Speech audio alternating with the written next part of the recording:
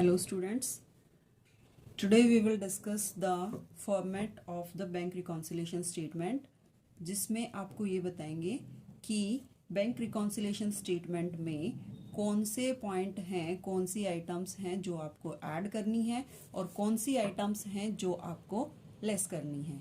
इन items को with reason आपको explain करेंगे कि क्यों हम इन आइटम्स को इसमें से ऐड करते हैं और क्यों हम लेस करते हैं।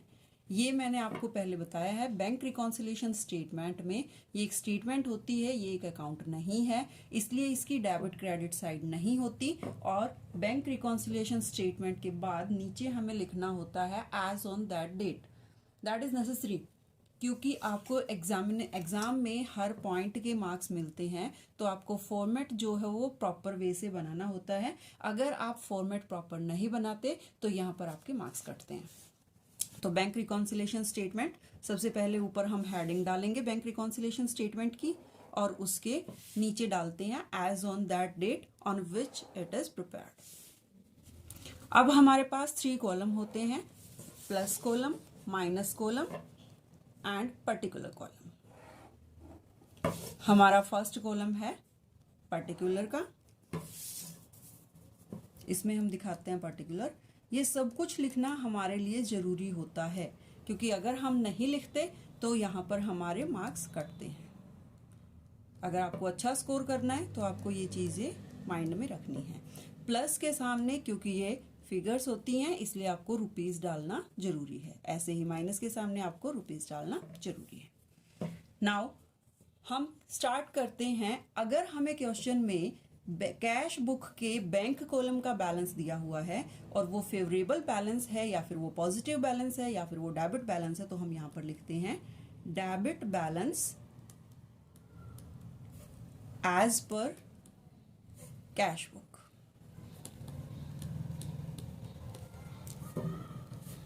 ये हम जब डेबिट बैलेंस है मींस हमारा पॉजिटिव बैलेंस है। मैं ऑलरेडी आपको बता चुकी हूं कि favourable balance, debit balance and positive balance of bank column of cash book means debit balance, और ये हम प्लस साइड में शो करते हैं। यहां पर हम इसको शो करेंगे।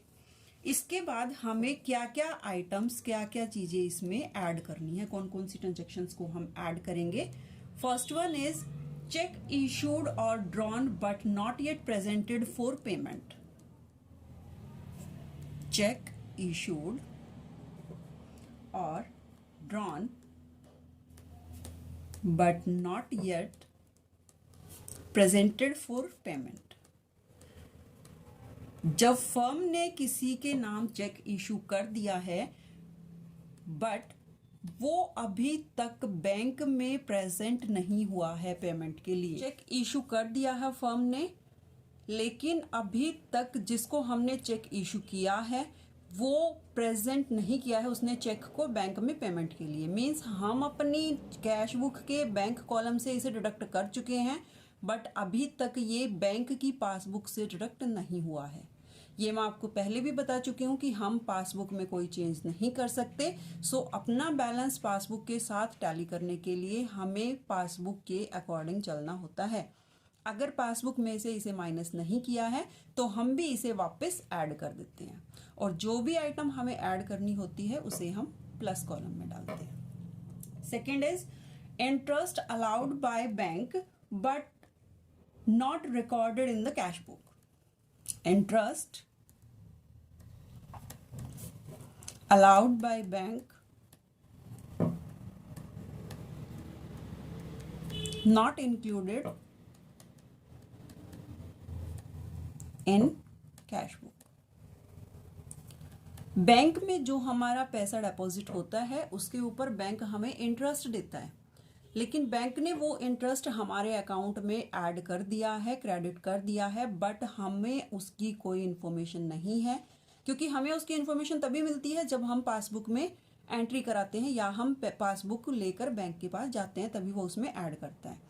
तो वो चीज़ हमें इसकी इन्फॉर्मेशन नहीं है, हमने अभी अपनी कैश बुक के बैंक कॉलम में ऐड नहीं किया, तो अब हम उसे ऐड कर देंगे। Then third one, amount directly deposited by the customers in our bank account. Amount directly deposited by the customer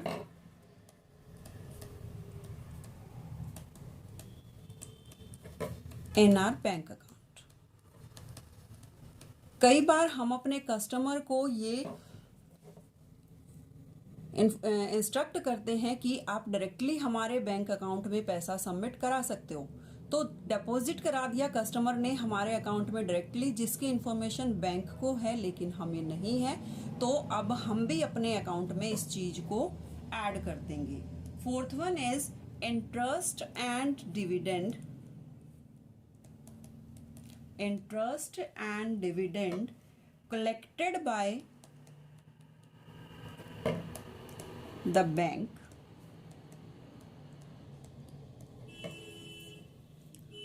on traders or on firms investment। जो भी ट्रेडर ने जो भी फर्म की इन्वेस्टमेंट है बाहर, उसके ऊपर हमें इंटरेस्ट या डिविडेंड रिसीव होता है। वो इंटरेस्ट या डिविडेंड बैंक में हमारा ऐड हो जाता है, लेकिन हमने उसकी कैश बुक में कोई भी एंट्री, कोई भी एडजस्टमेंट नहीं की। सो अब हम उसे इसमें ऐड कर देंगे क्योंकि हमें हमारा बैलेंस पासबुक के साथ टैली करना है। And fifth one is cheque paid into bank. Cheque paid into bank but omitted to be entered in the cash book. हमने बैंक में कोई cheque entered into the cash book, sorry, हमने bank में कोई check भेजा deposit होने के लिए, बट हम उसे अपनी कैश बुक में एंटर करना भूल जाते हैं।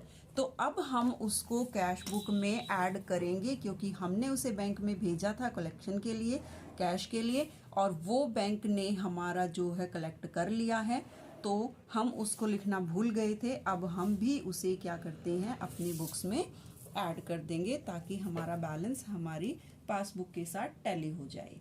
And last, any wrong credit given by bank in the passbook। अगर बैंक ने कोई भी आइटम हमारे पासबुक में क्रेडिट कर दी है, चाहे वो गलती से ही हुई है, लेकिन हमें भी वो अपने अकाउंट में, बैंक ने क्रेडिट की मीन्स बैंक ने ऐड कर दी है, तो वो हमें भी अपनी कैश बुक में ऐड करना पड़ता है ताकि हम पासबुक के साथ अपना बैलेंस मैच कर सकें। उसके बाद आती हैं आइटम्स टू बी डिडक्टेड, जो आइटम्स हमें माइनस करनी है। फर्स्ट वन इज, वो इन सब का उल्टा ही चलेंगी। आपने किया चेक इशूड, यहाँ पर आएगा cheque paid into bank for collection. वो आपका चेक इशूड था, अब आप कर रहे हो कि आपने बैंक में कलेक्शन के लिए भेजा बट बैंक में कलेक्ट नहीं हुआ, तो हमने वो कलेक्शन के लिए भेजा, तब हमने उसको अपने अकाउंट में ऐड कर दिया होगा अपनी कैश बुक के बैंक कॉलम में, लेकिन वो बैंक को रिसीव तो हुआ नहीं, तो बैंक ने उसको ऐड नहीं किया है, इसलिए हम भी अपनी कैश बुक में से उसे वापस लेस कर देते हैं। तो इसमें डिडक्ट होने वाली में फर्स्ट आइटम है cheque paid into bank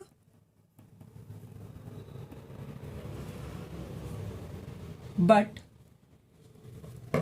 not collected by the bank, क्योंकि हमने इसे कैश बुक में ऐड कर दिया था और बैंक को अभी तक ये मिला नहीं है, तो बैंक इसे ऐड नहीं करेगा, तो हम भी इसे वापस क्या कर देते हैं, माइनस कर देते हैं। सेकंड, हमने किया था interest allowed by bank not included in cash book. जैसे बैंक हमें इंटरेस्ट अलाउड करता है, ऐसे ही बैंक हमसे चार्ज भी कर सकता है। क्यों? क्योंकि अगर हमने बैंक से ओवर पेमेंट की है या फिर हमारा नेगेटिव बैलेंस है तो बैंक हमसे इंटरेस्ट हमारे बिहाफ पर किसी को भी पे कर सकता है, या फिर हमने जो बैंक से ज़्यादा लिया है उसकी वजह से वो हमारे में से काट भी सकता है। तो बैंक चार्जेस, कमीशन और इंटरेस्ट, ये तीनों चीज़ें एक ही बार में, बैंक चार्जेस, इंटरेस्ट पेड और commission charged bye the bank. Means ये तीनों चीज़ें बैंक हमसे ले रहा है, तो बैंक ने हमारे अकाउंट में से ये पैसा माइनस किया होगा, तो हम भी अब अपने में से क्या करेंगे, उसको माइनस कर देंगे। बैंक का माइनस करना मीन्स होता है बैंक ने डेबिट किया होगा, और बैंक का ऐड करना होता है मीन्स बैंक ने क्रेडिट किया होगा। तो third one is direct payment. यहां पर हमने थर्ड में क्या किया था, amount directly deposited by the customer. Same directly bank हमारे अकाउंट से पे भी कर सकता है किसी को, तो directly payment made by the bank to the, किसको देगा बैंक, हमारे क्रेडिटर को। अगर बैंक ने किसी भी क्रेडिटर को डायरेक्टली कोई पेमेंट कर दी है, क्रेडिटर और यहाँ पर कस्टमर भी डाल सकते हैं हम, कस्टमर को डायरेक्टली कोई पेमेंट की है तो वो भी हम क्या करेंगे, माइनस कर देंगे। Next point is cheque paid into bank. आपने बैंक में कोई चेक डिपॉजिट कराया और वो बैंक ने डिसऑनर कर दिया। डिसऑनर करने का कोई भी मतलब हो सकता है, डिसऑनर करने का ये भी मतलब हो सकता है कि आपके जहाँ से आपको रिसीव हुआ था उसके अकाउंट में बैलेंस ना हो, मे बी उसके सिग्नेचर टैली ना किए हो, तो चेक पेड इनटू बैंक, हमने तो उसे बैंक में भेज दिया, बट डिसऑनर्ड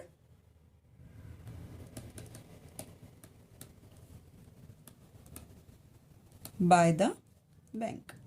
बैंक ने उसे डिसऑनर कर दिया, बैंक ने उसे एक्सेप्ट नहीं किया, ऐड नहीं किया, सो इसे हम क्या करेंगे, माइनस कर देंगे। हमने अपनी तरफ से बैंक में भेजा था, हमने अपनी कैश बुक में उस टाइम उसे डेबिट कर दिया था, लेकिन क्योंकि वो बैंक ने डिसऑनर कर दिया है तो अब हम उसे वापस माइनस कर देंगे।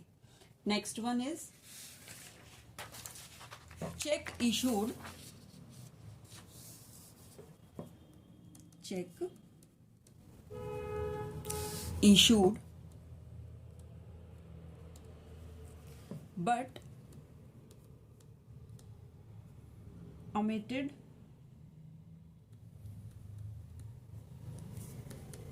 to be recorded in the cash book. जैसे हमने रिसीव किया था, बैंक में भेजा था पेमेंट के लिए, कलेक्शन के लिए, बट हम उसे कैश बुक के डेबिट में डालना भूल गए थे, ऐड करना भूल गए थे, वैसे ही हमने इशू किया लेकिन हम कैश बुक से क्रेडिट करना उसे भूल गए, हमने उसे माइनस नहीं किया, तो अब हम उसे क्या करेंगे, माइनस कर देते हैं। तो ये आइटम भी हमारी माइनस होती है। और जैसे हमने ऐड में एनी रॉन्ग क्रेडिट किया था, वैसे ही हम करेंगे any wrong debit bye the bank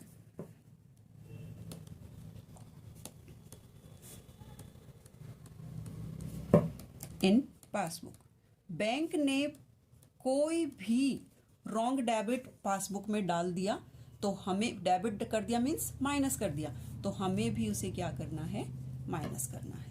अब हम क्या करते हैं, इसका ये वाला प्लस साइड का सारा कॉलम, हम सारा का सारा टोटल इस कॉलम का हम लास्ट में करते हैं। यहाँ पर हमारा ये एडिशन आ जाता है और हम उसमें से जो हमारी माइनस हुई हैं, जितनी भी आइटम्स हमारी माइनस हुई हैं, इन सभी पांचों आइटम्स को ऐड करके जो भी हमारा डिफरेंस होता है वो फाइंड आउट करते हैं।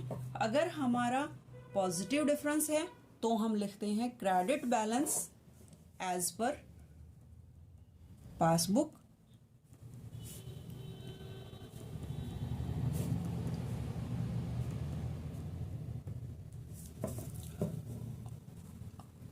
if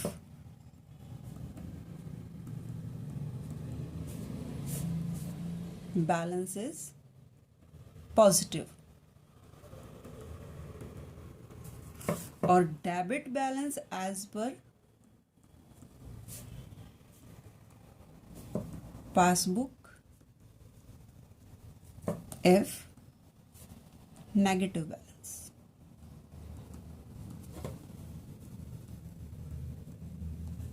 तो ये था हमारा बैंक रिकॉन्सिलेशन का कंप्लीट फॉर्मेट।